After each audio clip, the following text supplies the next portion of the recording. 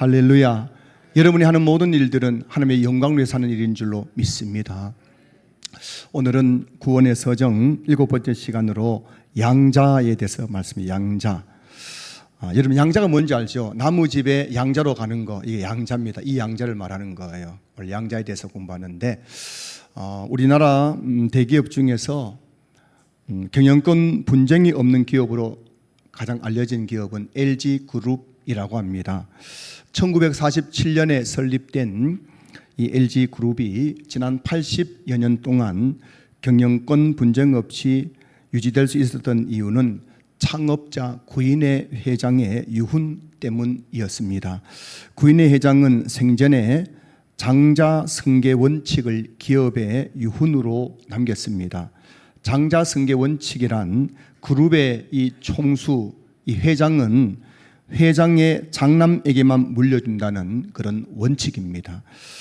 장자승계 원칙에 따라 지난 80년 동안 LG그룹은 창업자 구인의 회장, 그의 장남인 구자경 회장, 또 그의 장남인 구본무 회장으로 경영권이 승계되면서 안정적으로 회사가 운영되었습니다. 그런데 문제는 3대 회장인 구본무 회장에게는 경영권을 물려줄 아들이 없다는 데 있습니다. 사실 아들이 하나 있었는데 젊은 시절 교통사고로 죽게 됩니다. 그래서 이 구본무 회장에게는 딸이 둘이 있지만 장자승계 원칙에 따라 LG그룹에는 여자가 이 회장이 될 수 없었기 때문에 큰 문제가 생겼습니다. 그때 구본무 회장은 2004년도에 동생 구본능 희성그룹 회장의 아들이었던 구강모, 조카지요. 구강모를 자신의 양자로 호적에 입적시켰습니다. 그리고 2018년에 구본무 회장이 죽고 나자 LG그룹은 장자승계 원칙에 따라 구강모 회장을 4대 회장으로 그렇게 선임하게 된 것입니다. 혈통적으로 따지자면 구강모 회장은 LG그룹의 회장이 될 수 없습니다. 그는 이 회장의 장남이 아니었기 때문입니다.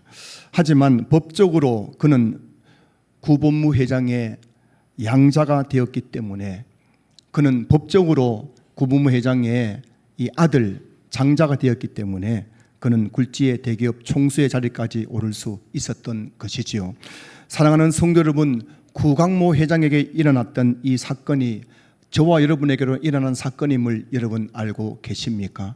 구원의 서정에 대해서 우리가 공부했는데요. 다시 한번 복습하자면 하나님이 우리를 구원하시기 위해서 하신 일들이 무엇입니까? 창세전에 우리를 구원하시기를 이미 선택하시고 예정하셨습니다. 그리고 어느 날 우리에게 복음으로 우리를 불러주셨습니다. 이게 소명 부르심이죠. 이 소명, 하나님의 복음으로 우리를 부르실 때 어떤 이들은 거부했고 어떤 이들은 그 복음을 듣고 나도 예수를 믿겠다는 마음을 가지게 된 것, 이게 바로 성령의 중생 거듭남의 역사였죠. 이렇게 거듭난 사람들은 내가 먼저 죄인임을 깨닫게 되기 때문에 자기 죄를 회개하게 되고 내가 이 죄에서 구원할 일은 오직 예수님밖에 없다는 것을 알게 되기 때문에 예수님께 나아가서 그 예수를 믿게 되는 믿음이 생겨나게 되는 겁니다. 이렇게 중생과 회개 믿음 다음에 하나님께서 우리를 의롭다고 칭해 주시는 칭의의 사건이 있게 되고 그 칭의와 동시에 하나님께서 우리에게 행하신 일이 뭐냐면 바로 우리를 하나님의 양자 삼아 주시는 것입니다. 그래서 여러분 이 양자 하나님께서 우리를 하나님의 호적의 이름을 올려줬다는 것입니다. 그 여러분, 저와 여러분의 이름이 누구의 호적에 올라 있습니까?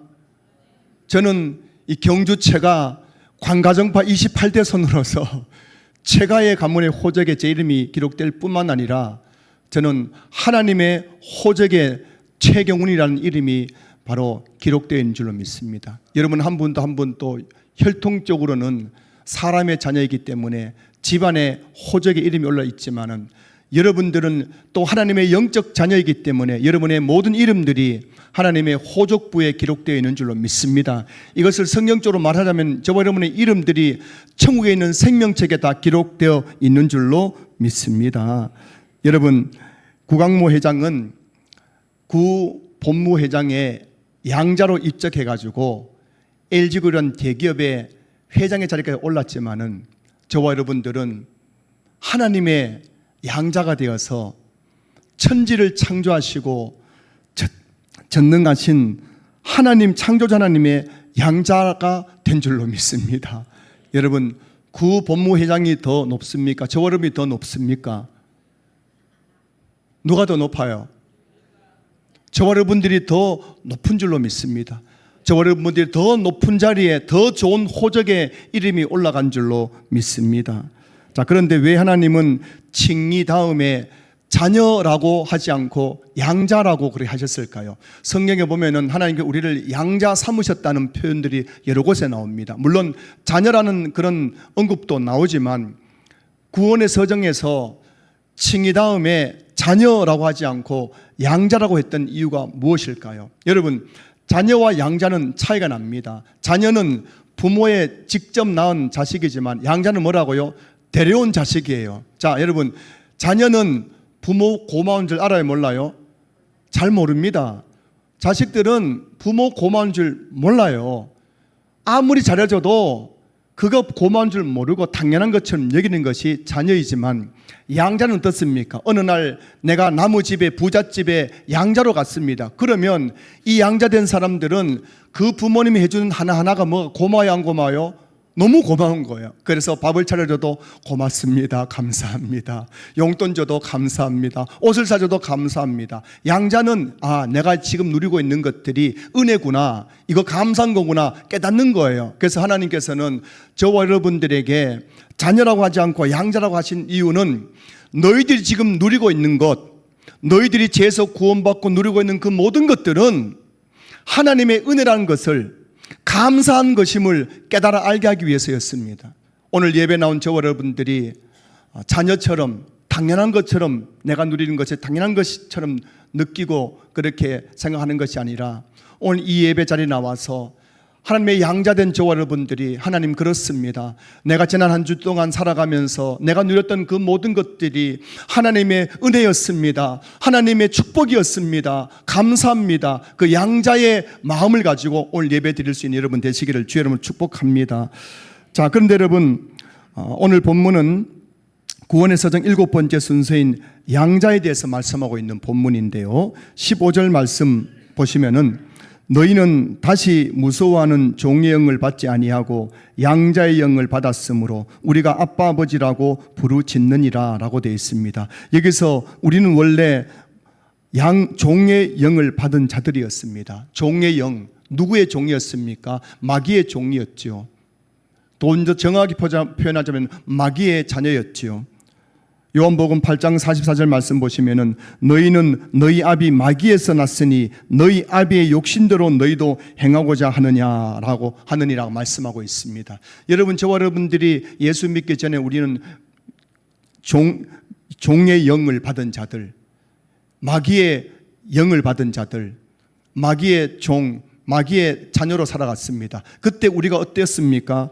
오늘 15절 말씀 다시 보시면 너희는 다시 무서워하는 종영을 받지 아니하고, 여러분, 우리가 예수 믿기 전에 우리는 마귀의 종이었기 때문에, 마귀의 자녀로 살아갔기 때문에 얼마나 무서운 삶을 살아가는지 모르는 겁니다.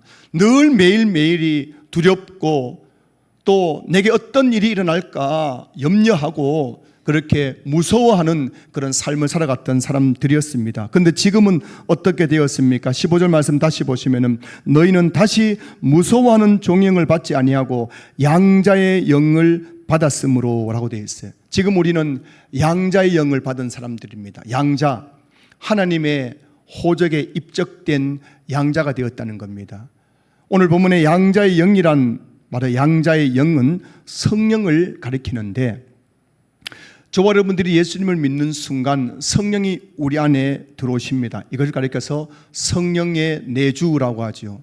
성령님이 우리 안에 들어오신 다음에 우리 안에서 어떤 일을 하시는 것일까요? 오늘 본문 16절 말씀 보시면은 성령이 친히 우리의 영과 더불어 우리가 하나님의 자녀인 것을 증언하시나니, 여러분, 하나님께서 우리가 예수 믿을 때 우리 안에 성령을 보내어 주시고, 우리 안에 계신 성령님은 날마다 우리 안에서 우리가 하나님의 자녀라는 것을 증명해 주고 계신다는 겁니다. 너는 하나님의 자녀야. 너는 이제 종의 자녀가 아니고 종의 자녀가 아니라 마귀의 자녀가 아니라 너는 하나님의 자녀라는 것을 계속해서 우리에게 증언해 주시는 것이 바로 성령님이 하시는 일이란 것입니다. 우리가 예배 드릴 때에, 기도할 때에 말씀을 읽으면서 문득문득 내 마음속에 그래 나는 하나님의 자녀야 이런 마음이 생기는 것은 성령께서 우리 영과 더불어 우리 안에서 증언해 주시기 때문인 줄로 믿습니다. 그래서 오늘 13절 말씀 보시면은 14절 말씀 보시면은 무릇 하나님의 영으로 인도함을 받는 사람은 곧 하나님의 아들이라.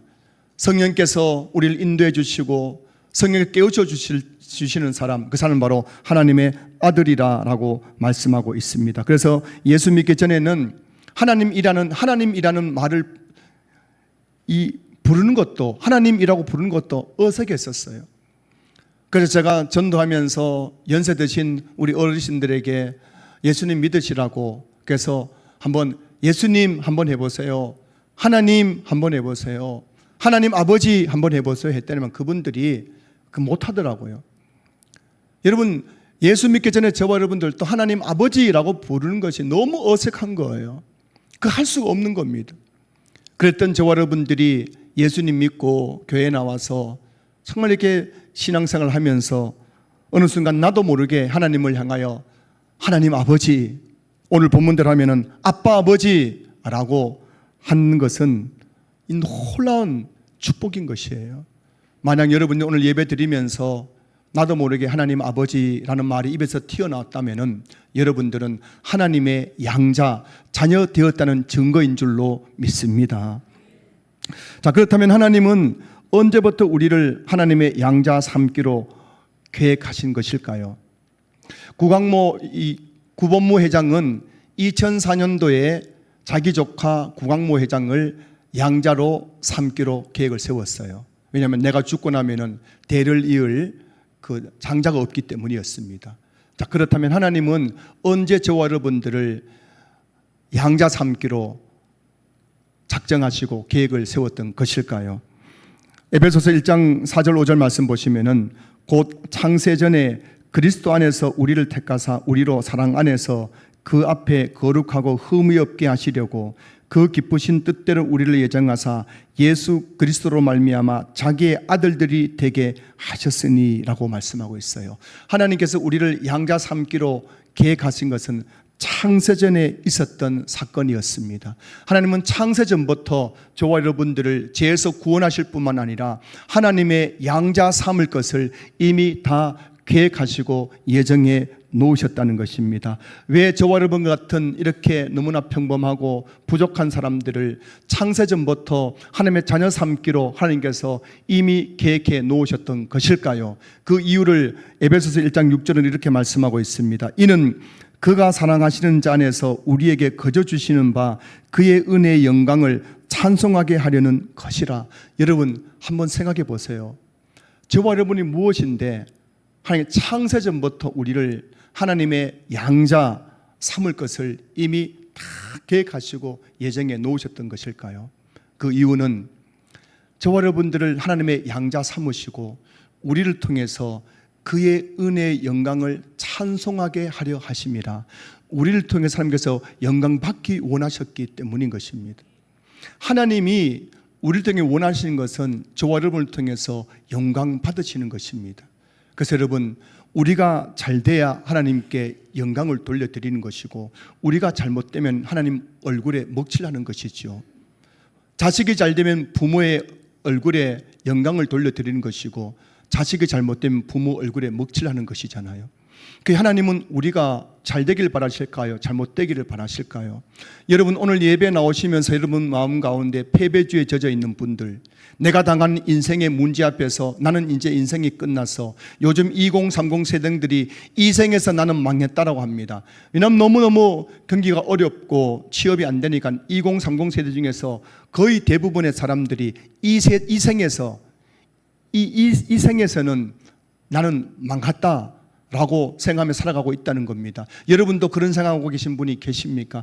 이 생에서 나는 망해서 나는 이제 모든 것이 끝나버려서 그런 마음을 갖고 계신 분이 계실지 모르겠습니다. 그러나 여러분, 하나님의 생각은 다르다는 것을 기억하시기 바랍니다. 망한 것 같고 실패한 것 같고 안 되는 것 같지만 하나님은 여러분을 통해서 영광 받기를 원하실 줄로 믿습니다. 여러분이 잘 돼야만 하나님께 영광 받으시기 때문에 하나님은 여러분의 삶 가운데 통전적으로 역사하셔서 여러분의 망하고 실패하고 끝나버린 인생 같은 할지라도 여러분을 다시 이렇게 세워주셔서 여러분의 인생을 통해서 여러분의 삶을 통해서 반드시 하나님은 영광을 받게 하실 줄로 믿습니다. 어제 점심시간에 제가 이전에 사역했던 교회에 원로 목사님과 식사하는 시간을 가졌습니다. 식사 중에 목사님께서 이런 간증을 하셨어요. 목사님에겐 딸이 둘이 있는데 둘째 딸이 공부를 너무너무 못했다고 합니다. 부모 눈에 볼 때에도 이 애는 공부로는 소질이 없구나 싶어서 고3 때에 그 둘째 딸을 앉혀놓고 이렇게 말씀하셨대요. 네가 이번에 대학 못 들어가면은 너 공장 가서 취업해라, 이렇게 이야기했다고 합니다. 여러분, 부모가 할 소리입니까? 딸을 앉혀놓고 내가 어떻게 하든지 고액까지 시켜줄 테니까 빛을 내서라도 내가 학원 보낼 테니까 열심히 공부해라, 이렇게 해도 시원할 판에 고3 아이 지금 대학 시험을 앞두고 있는 그 딸에게 너 이번에 대학 못 가면은 그냥 공장 가서 일해라, 이렇게 이야기했다고 합니다. 그 말씀하시면서 목사님이 내가 그렇게 이야기했던 이유를 설명해 주셨어요. 목사님께서는 하나님을 믿었다는 것입니다. 비록 우리 아이가 대학 못 가고 공장에 간다 할지라도 내 딸은 하나님의 자녀이기 때문에 반드시 잘 되게 할 것이라는 믿음이 있었기 때문에 너 그렇게 대학에 목숨 걸지 말고 대학에 못 가면은 공장 가서 일해도 하나님 너 인생 책임진다, 이런 믿음 가운데 그런 말씀을 하셨다고 말씀하셨어요. 아니나 다를까 이 딸이 대학교 갈 때 다 떨어져 버렸어요. 4년의 대학 다 떨어져 가지고 결국에는 원서만 내면 갈 수 있는 전문대에 들어가게 되었다고 합니다. 전문대 사회복지학과에 들어갔어요. 2년 동안 공부를 했습니다. 그리고 공부한 다음에 이제 취업을 했어요. 복지관에 취업을 해가지고 일을 했습니다. 여러분, 한번 생각해 보십시오. 그 교회 중고등부, 고등부에 얼마나 많은 아이들이 있었겠습니까? 그 많은 고3 아이들 중에서 담임 목사 딸은 공부를 대학에 다 떨어지는데 집사 딸, 권사 딸들은 다 좋은 대학, 서울에 있는 대학에 다 합격한 거예요. 그때 그 목사님과 사모님 그리고 그 딸이 느꼈을 그 정말 이 절망, 패배감이 얼마나 컸겠습니까? 그러나 목사님께서는 그럼에도 불구하고 그 딸을 축복했다고 합니다. 절대 그 딸에게 무슨 부모로서 아낌없이 공부할 수 있도록 지원해 준 것이 아니라 너는 너 스스로 공부해야 된다고, 너 스스로 네 인생을 책임져야 된다고 뒤에서 기도만 해줬다고 합니다. 그렇게 30년의 세월이 흘렀습니다. 여러분, 다른 친구들 다 산일 대학 갈 때에 갈 대학이 없어서 원서만 내면 갈 수 있는 전문대 사회복지학에 입학해서 2년 공부하고 그렇게 복지관에 취업했던 그 딸이 30년 지난 지금 어떻게 되었을까요? 그 30년 과정 속에서 이 딸이 전문대를 졸업하고 복지관에 취업을 했는데 이 학벌을 가지고는 안 될 거다 싶어서 원서만 내면 갈 수 있는 산의대 대학에 다시 편입했다고 합니다. 거기서 공부를 하고 그렇게도 부족해가지고 야간 대학원을 다니면서 그렇게 공부하면서 차곡차곡 커리어를 쌓아갔는데 지금은 서울에 있는 종로 장애인 복지관 관장으로 지금 심호하고 있다고 합니다. 여러분, 종로구에 있는 장애인 복지관 관장 아무나 하는 게 아닙니다. 사회복지학 박사도 들어가기 힘든 곳입니다. 그리고 그 딸은 서울대 출신 남편 만나가지고 지금 결혼해가지고 아버님이 섬기던 목회하던 그 교회 건사가 또 임직받아가지고 열심히 교회를 섬기고 있다는 이야기를 듣고 있습니다. 사랑하는 성도 여러분, 저 여러분들이 하나님을 믿고 하나님의 자녀답게 살아가기만 하면 하나님께서 반드시 저와 여러분들을 높이셔서 영광 받으신 줄로 믿습니다. 여러분, 늘 제가 말씀드리지만 여러분 잘못되면 누가 손냅니까? 하나님이 손내기 때문에 여러분들이 하나님을 배반하지만 않는다면, 믿음의 자리를 지키기만 한다면, 오늘도 어떤 성도님이 그러시더라고요. 내가 오늘 기어 나오는 심정으로 교회에 나왔다고 하시더라고요. 여러분들이 기어 나올 때 할지라도, 피투성이가 되어 나온다 할지라도 이곳에 나와서 믿음 자리 지키기만 한다면 하나님은 반드시 여러분들을 높이셔서 여러분을 통해서 하나님의 이름이 높임받고 영광받게 될 줄로 믿습니다. 하나님은 저와 여러분들을 양자로 삼으실 뿐만 아니라 그 신분에 걸맞는 모든 특권을 누릴 자격을 주셨습니다. 여러분, 우리가 하나님의 자녀 된 것이 뭐 별것 아닐 것 같잖아요. 아니, 내가 뭐 하나님의 자녀 되었다고 해서 내가 뭐 당장에 부자 되는 것도 아니고 내 일이 성공하는 것도 아니고, 그렇지만 하나님은 하나님의 우리를 양자 삼으신 다음에 그 하나님의 자녀가 누릴 수 있는 모든 특권을 우리에게 주셨다는 것입니다. 그것이 무엇일까요? 사랑하는 성도 여러분, 하나님이 우리를 양자 삼으심으로 우리에게 주신 특권이 무엇일까요? 첫 번째는 하나님의 은혜 보좌에 담대히 나아갈 수 있는 특권을 누리게 되었습니다. 여러분, 저와 여러분들이 가지고 있는 특권 중에 하나가 뭐냐면은 하나님의 은혜 보좌, 하나님 앞에 담대히 당당하게 나갈 수 있는 특권을 누리게 된 것입니다. 히브리서 4장 16절 말씀 보십시오. 그러므로 우리는 긍휼하심을 받고 때를 따라 돕는 은혜를 얻기 위하여 은혜 보좌 앞에 담대히 나아갈 것이니라. 이 구절에서 주목할 단어는 담대히라는 단어예요. 담대히라는 단어가 뭐냐면은 좋게 말하면 당당하게, 두 번째 나쁘게 말하면 뻔뻔스럽게입니다. 여러분, 저와 여러분들은 이제 하나님 앞에 담대하게 당당하게 뻔뻔스럽게 나갈 수 있는 자격을 누리게 된 줄로 믿습니다. 박정희 대통령 시절에 대통령 그 집무실에 녹화지 하고 들어갈 수 있는 사람은 딱 하나였다고 합니다. 유경수 여사도 딸들도 다 비서들에게 이야기를 하고 그 비서들이 또 대통령에게 연락해서 들어오라 하면 들어갈 수 있었지만 딱 한 사람, 박지만이라는 아들은 비서도 필요 없고 다 필요 없어요. 그냥 문만 열고 들어가면 되었다고 합니다. 왜냐하면 박정희 대통령이 그 아들을 너무너무 사랑했기 때문에 비서들에게 얘는 그냥 오면 그냥 내버려둬 라고 했기 때문에 박지만은 어릴 때부터 대통령 집무실에 마음대로 그냥 들락날락 했다고 합니다. 저의 목양실에 노크 없이 들어올 수 있는 사람은 딱 두 사람입니다. 누굴까요? 저희 아내도 노크하고 들어오지만 저희 두 아들은 노크 없이 벌썩 제 방에 들어오죠. 그 이유가 뭐냐면은 자녀이기 때문에, 아들이기 때문입니다. 여러분, 이와 같은 이 담대히 하나님 앞에 나가는 그런 권세를 하나님께 우리에게 주신 줄로 믿습니다. 이제 하나님께서는 모든 천사들에게 말씀하신 거예요. 야, 최경훈 목사가 내게 오면은 너 그 이상 건드리지 마. 언제든지 그냥 내 오도록 그냥 내버려둬. 여러분도 마찬가지입니다. 여러분들을 당당하게 하나님 앞에 나가서 무엇이든지 요구할 수 있는 그런 권세, 특권을 여러분이 가지고 계심을 믿을 수 있기를 주의 이름으로 축복합니다. 한 번은 TV를 보는데요, 50 먹은 아들이 결혼도 안 하고 취업도 안 하고 그 80 먹은 부모님 밑에서 캥거루족으로 살아가요. 여러분, 캥거루족 아시죠? 캥거루족. 부모 접 쪽쪽 빨아먹고 있는 족, 캥거루족이에요. 그래서 이 아들이 50이 넘었는데 엄마가 해주는 밥을 먹으면서도 그냥 당연한 것처럼 여기고, 또 아버지 보고 용돈 달라 해가지고 용돈 받아가지고 옷도 사입고 친구 만나고 또 취미생활도 하고 막 그러는 거예요. 그러니까 부모님 속이 터져야 안 터져요? 속이 터져가지고 그 아버지가 소리를 질러서 야, 당장 내 집에서 나가! 했더니 그 아들이 뭐라 했는지 아십니까?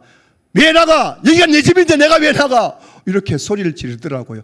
여러분, 그 아들을 얼마나 뻔뻔스럽습니까? 아버지가, 이 집은 아버지가 소유주로 되어 있거든요. 아버지 집인데 불구하고 하는 말이 여기가 내 집인데 내가 왜 나갔냐고 도리어 큰 소리 치는 아들을 보면서 느끼는 겁니다. 왜 이렇게 당당할 수 있습니까? 아들이기 때문이에요. 자녀이기 때문인 겁니다. 여러분, 하나님께서 이런 권세를 우리에게 주신 줄로 믿습니다. 여러분, 이 세상에서 가장 뻔뻔한 사람은 누굴까요? 이 세상에서 가장 뻔뻔한 사람, 넌센스 퀴즈입니다. 이 세상에서 가장 뻔뻔한 사람은 누구일까요? 바로 여러분들의 자식들입니다. 여러분, 자식들 좀 뻔뻔하지 않습니까? 여러분, 이렇게 내가 해줘도 고맙다 소리 한번 하지 않고 도리어 큰 소리 치고, 우리 집 아이들도 너무 뻔뻔스러워요. 제가 보기에는 밖에 나가서는 말 한마디 못하면서 집에 오면 얼마나 큰 소리 치는지 모르겠습니다. 이것 해달라 저것 해달라 그렇게 뻔뻔스러울 만큼 부모에게 요구를 하는 자식들, 여러분 자식들도 아마 저희 자식들하고 별 차이 나지 않을 것 같습니다. 여러분, 이렇게 자식들이 뻔뻔스러울 만큼 부모에게 요구할 수 있는 이유가 뭐냐면은 그의 자녀이기 때문이에요. 부모의 호적의 내림이 올라가 있기 때문인 줄로 믿습니다. 여러분, 우리도 하나님의 자식인 줄로 믿습니다. 우리의 이름이 하나님의 호적부에 올라가 있는 줄로 믿습니다. 하나님은 제발 좀 너 당당해지라고, 좀 나쁘게 뻔뻔하게 좀 내인데 찾아오라고 우리에게 말씀하시는 줄로 믿습니다. 시편 81편 10절 말씀 보십시오. 나는 너를 애굽 땅에서 인도하여 낸 여호와 내 하나님이니 내 입을 크게 열라 내가 채우리라 말씀하셨습니다. 이 말씀은 430년 동안 애굽에 종살이하다가 출애굽한 이스라엘 백성들, 광야에서 그들은 어떤 모습이었습니까? 430년 종살이했기 때문에 노예 근성으로 가득 차 있던 사람들이었습니다. 생각도 노예 근성이었습니다. 그들의 육체도 노예 근성에 젖어 있었습니다. 주인에게 말 한마디 하지 못하고 하고 싶은 말이라도 하지 못하고 그렇게 노예 근성 속에 있던 그들에게 하나님께서 말씀하시는 거예요. 야, 너희들은 더 이상 종이 아니야. 이제부터 너희들은 나의 백성이야, 나의 아들이야 말씀하시면서 이제부터 제발 입을 좀 크게 열라고, 너희들이 입을 크게 열고 내게 요구하기만 하면 내가 채워주겠다고 말씀해 주신 것입니다. 사랑하는 성도 여러분, 하나님 앞에 입을 좀 크게 열고 뻔뻔스럽게 하나님 앞에 요구하시기를 주의 이름으로 축복합니다. 로마서 8장 32절, 자기 아들을 아끼지 아니하시고 우리 모든 사람을 위해서 내주신 이가 어찌 그 아들과 함께 모든 것을 우리에게 주시지 아니하겠느냐. 여러분 한번 생각해 보십시오. 자기 아들을 아끼지 않고 우리에게 내주신 하나님께서 뭐가 아까워서 우리에게 주시지 않겠습니까? 받지 못하면 구하지 않기 때문이라는 그 찬양의 가사처럼 여러분 오늘 하나님께서 우리가 하나님 앞에 담대히 나아가서 당당하게 요구하기만 하면 하나님은 언제든지 우리의 요구를 들어주시는 하나님이심을 믿을 수 있기를 주의 이름으로 축원합니다.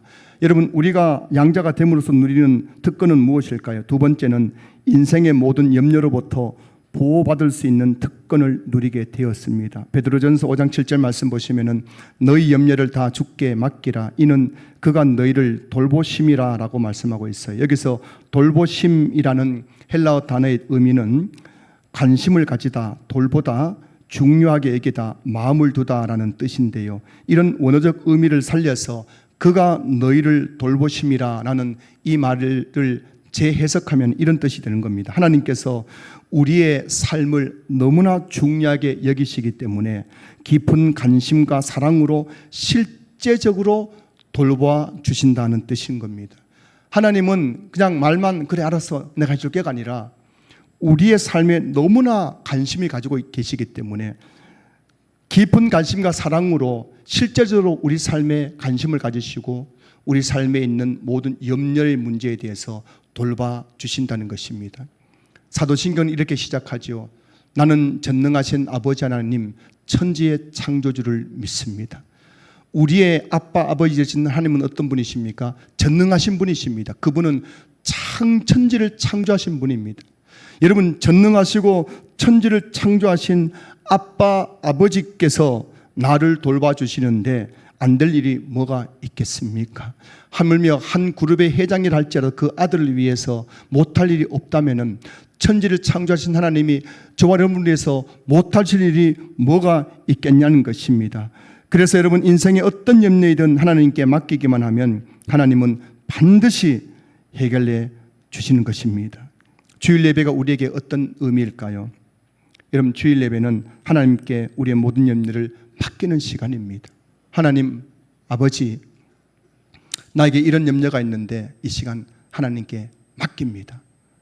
알아서 해주세요. 책임져 주세요. 이렇게 하나님께 맡기는 시간 바로 이 예배 시간입니다. 여러분들이 아무리 끙끙거려도 해결할 수 없는 인생의 그 모든 염려를 이 시간 하나님 앞에 맡기십시오. 여러분의 염려를 하나님 내가 하나님께 맡깁니다라고 고백하십시오. 그 순간 하나님은 여러분의 염려를 대신 짊어져 주시고 여러분의 염려를 여러분의 간증으로 바꾸어 주실 것입니다. 우리가 양자됨으로써 누리게 되는 특권은 무엇일까요? 세 번째는 천국을 유업으로 받는 상속자의 권세를 누리게 되었다는 것입니다. 오늘 본문 로마서 8장 17절 말씀 보십시오. 자녀이면 또한 상속자 곧 하나님의 상속자요 그리스도와 함께한 상속자니 우리가 그와 함께 영광을 받기 위하여 고난도 함께 받아야 할 것이니라 말씀하고 있어요. 여러분 상속자라는 법적으로 유업을 물려받을 권리를 가진 자인 거예요. 저와 여러분들은 하나님의 양자가 되었습니다. 다시 말하면 하나님의 자녀가 되었다는 거예요. 그래서 상속자, 곧 하나님의 상속자가 되었다는 것입니다. 하나님에게 있는 그 모든 것들을 우리가 상속받을 수 있는 권리가 우리에게 주어졌다는 것입니다. 비록 이 땅을 살 동안 저와 여러분들은 경제적인 문제, 질병의 문제, 인생의 이런저런 문제 가운데 살아가고 있지만 여러분 기억하십시오. 여러분들은 그냥 그저 그런 사람들이 아니라 하나님께서 여러분들에게 하나님의 그 모든 것을 상속받을 수 있는 권리를 여러분에게 주셨다는 것을 여러분 기억하시길 주의 이름으로 축복합니다. 그리고 여러분, 그런데 오늘 본문 17절 다시 보시면은 그리스도와 함께한 상속자니라고 되어 있어요. 무슨 말이냐면은 하나님께서 먼저는 예수님에게 하늘과 땅의 모든 권세를 주셨습니다. 그런데 우리가 예수님 믿고 나자 우리에게도 예수님에게 주셨던 똑같은 하늘과 땅의 모든 권세를 우리에게 유업으로 주셨다는 것입니다. 그래서 예수님과 우리는 공동 상속자인 것이에요. 예수님이 가지고 있는 그 모든 상속권을 우리도 동일하게 가지고 있다는 것입니다. 장성도 여러분, 저와 여러분들은 그리스도와 함께 천국을 유업으로 물려받을 수 있는 공동 상속자가 되었다는 사실을 믿을 수 있기를 주의 이름으로 축원합니다. LG그룹의 구광모 회장은 구본무 회장의 양자가 되어 대기업 회장의 상속자가 되었지만 저와 여러분들은 하나님의 양자가 되어 하나님의 유업의 상속자가 된 줄로 믿습니다. 저와 여러분들은 정말 그저 그런 사람들이 아니라 우리 한 사람 한 사람은 예수님하고 똑같은 공동 상속자가 될 만큼 하나님 보시기에는 너무나 존귀하고 하나님의 너무나 사랑하는 자녀가 되었다는 사실을 우리 모두 믿을 수 있기를 주님의 이름으로 축원합니다. 말씀을 마무리하겠습니다. 소리문답 제33문은 질문합니다. 양자가 된다는 것은 무엇입니까? 그 답은 이렇게 되어 있어요. 한번 같이 읽어보겠습니다. 시작. 양자가 된다는 것은 하나님이 값없이 주시는 은혜의 행위로서 이로써 우리가 하나님의 자녀들의 수요소 중에 들게 되고 하나님의 자녀로서의 모든 특권을 누릴 수 있는 권리를 갖게 되는 것입니다. 그렇습니다. 하나님의 양자가 되었다는 것은 바로 이런 의미인 것이죠. 하나님이 값없이 주시는 은혜의 행위로서 우리가 하나님의 자녀들의 수요 속에 들게 되었고, 다시 말하면 우리의 이름이 하나님의 호족부 천국의 생명책에 기록되을 뿐만 아니라 하나님의 자녀로서의 모든 특권을 누릴 수 있는 권리를 이제 갖게 되었다는 것입니다. 한 번은 신문지상에 이런 뉴스가 나왔습니다. 80 먹은 어느 할머니가 지병이 있었는데 그 지병 속에서도 왜 이렇게 혼자 살아가다가 어느 날 고독사를 하셨습니다. 그런데 그 할머니가 고독사한 다음에 그 유품을 정리하는 중에 보니까 먼저 일기장에 나왔어요. 그 일기장에 이렇게 기록되어 있습니다. 나는 자식이 있어도 자식들이 찾아주지 않고 병원에 가고 싶어도 병원 갈 돈이 없고 음식을 사 먹으려 해도 사 먹을 돈이 없어서 이렇게 굶주리고 질병 고통으로 당하고 있다. 이런 내용의 일기들이 계속 기록되어 있었습니다. 그런데 또 한편에 그 장롱 속에는 몇 개 통장이 나왔는데 그 통장에 있는 돈을 다 모아보니까 1억이 넘었습니다. 여러분, 이 할머니는 자기 그 장롱 속에 1억이 넘는 돈을 가지고 있었습니다. 그러나 그것을 가지고 있다는 사실조차 잊어버리고 있었으니까 나는 이렇게 가난하고 병원 갈 돈도 없고 뭐 사 먹을 돈도 없고 이렇게 고통당하면서 죽어가고 있다고 고백했던 것입니다. 저는 오늘날 한국교회가 그런 모습을 하고 있는지 모르겠습니다. 수많은 그리스도인들이 교회에 나와서 나는 너무 불행하다고, 나는 너무 고통스럽다고, 나는 너무 힘들다고 그렇게 아우성을 지르고 있습니다. 여러분, 정말 저와 여러분들이 그렇게 가난할까요? 그렇게 우리가 너무 불행할까요? 오늘 하나님은 우리에게 너는 나의 양자라고, 이제부터 내가 너에게 하늘의 모든 상속권을 주었다고 말씀하고 계신 것입니다. 언제든 내게 나와서 요구하기만 하면 내가 다 채워주겠다고 말씀하셨습니다. 네가 어떤 염려가 있든지 내게 맡기기만 하면 내가 그 모든 염려를 돌봐주겠다고 약속해 주셨습니다. 내가 너에게 하늘의 상속권을 줬다고 말씀해 주셨습니다. 그럼에도 불구하고 여전히 우리는 장롱 속에 1억이 넘는 돈을 감춰놓고도 그것을 잊어버리고 여전히 나는 가난하다고, 나는 몸이 아프다고, 나는 괴롭다고, 나는 불행하다고, 나는 외롭다고 그렇게 우리가 인생을 낭비하며 살아가고 있지 않는지 오늘 이 시간 다시 한번 우리 자신을 돌아볼 수 있었으면 좋겠습니다. 사랑하는 성도 여러분, 여러분들은 가난하지 않습니다. 여러분들은 비천하지 않습니다. 여러분들은 있어야만 하는 존재가 아니에요. 하나님은 자기 아들 예수님을 통해서 저버름들을 양자 삼아 주시고 우리에게 하늘의 상속권을 주셨습니다. 이제 저와 여러분들이 나의 이 영적 신분이 어떠한지를 깨달아서 모든 사람들이 그냥 돈이 전부인 것처럼 살아가고 있잖아요. 돈만 많으면 행복하고 돈만 많으면 된 것처럼 여기지만은 돈으로 살 수 없는 것이 마음의 평강이죠. 돈으로 살 수 없는 것이 위로이죠. 돈으로 살 수 없는 것이 사랑이죠. 돈으로 살 수 없는 것이 소망이죠. 돈으로 살 수 없는 것이 천국의 기쁨이죠. 여러분, 이 많은 것을 우리에게 주셨습니다. 여러분, 돈의 노예로 살아가는 것이 아니라 돈의 종으로 살아가는 것이 아니라 이제 하나님의 자녀로 살아가면서 하나님께 우리에게 주시는 그 풍성한 부유함을 누릴 수 있는 우리 모든 성도들 되셨으면 좋겠습니다. 세상에 나가서도 종의 근성을 가지고 늘 사람 앞에 무릎 꿇는 인생이 아니라 여러분들 하나님의 자녀로서 당당하게 뻔뻔스러울 만큼 당당하게 세상을 호령하며 살아가는 하나님의 자녀들 되시기를 주님의 이름으로 축원합니다. 축원합니다.